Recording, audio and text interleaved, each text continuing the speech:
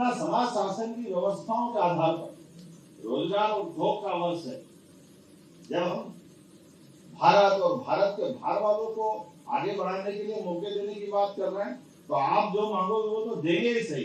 एक सम्मिलित बैठक करेंगे, उसके अंदर बात करेंगे, लेकिन उसके अलावा भी अपने नए परिवार के लोग आगे जो बढ़ रहे हैं, अब हर एक का परिवार बढ़ रहा है, नए बच्चे आ रहे हैं। आज अपना एक काम है, कल दो काम और खुलना चाहिए, और सरकार उसमें क्या मदद कर सकती है, उनके साथ बिठाएंगे। आप बाकी भी समाज वालों को बिठाओ, उनके सामने सरकार सारे अपने योजनाओं को बताएगी। जब हम दूसरों को लाभ दे सकते, आपको क्यों नहीं देंगे? आप तो सबसे पहले हकदार हो, आप अपने समाज के नाते, आप जो चाहोगे परमात्मा की दया से वो सब मिलेगा। अब आप ही जानो, बताओ, सरकारी नौकरी की अगर हम बात करें तो सरकारी नौकरी तो सीमित ही होती है, बहुत सीमित होती है।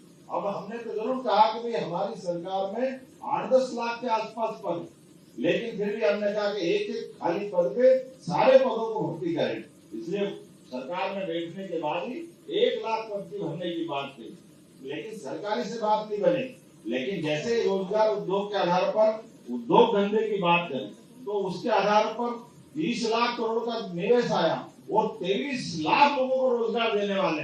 ये जो अपनी सरकार के माध्यम से हुआ, अब 23 लाख लोग किसको कहते हैं, लेकिन ये तो एक ही साल है, और ये GIS का है। IT में क्या है, IT का उद्योग मतलब एक बड़ी बिल्डिंग बना दो, अलग अलग कंपनी को किराए पे दो, किराए पे देकर के वो कंपनियां कई सारे लोगों को रोजगार देगी। उस बिल्डिंग के आधार पर कई लोगों को काम मिलेगा। अब कितनी सरल बात है, अब मैं तो यह समझ नहीं पाता हूँ, सरकार की योजना के बलबूते पर एक बिल्डिंग बना करके 100-200-400 करोड़ रुपए लगाते हैं, उसके बाद IT के सेक्टर वालों लोगों को कितने लोगों को रोजगार मिलता है। आज हमारा बेंगलोर, हैदराबाद कहाँ चले गए? जब वो जा सकते तो इंदौर, भोपाल, उज्जैन, ग्वालियर क्यों नहीं जाना चाहिए? जबलपुर भी जाना चाहिए कि नहीं जाना चाहिए? इसमें क्या परेशानी है और इसमें है क्या? लेकिन सच्चे अर्थों में कई लोगों की जिंदगी बदलने के लिए ये जो उद्योग धंधों के माध्यम से काम चलता है, मैं मान के चलता हूँ ये भी, क्योंकि हम अपने काम धंधे से, अपने व्यवस्थाओं से कई लोगों की जिंदगी बदल रहे।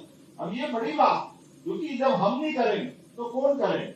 इसलिए परमात्मा ने हम सबको कर्म करने के लिए मृत्यु लोक में भेजा है। तो जब कर्म करने भेजे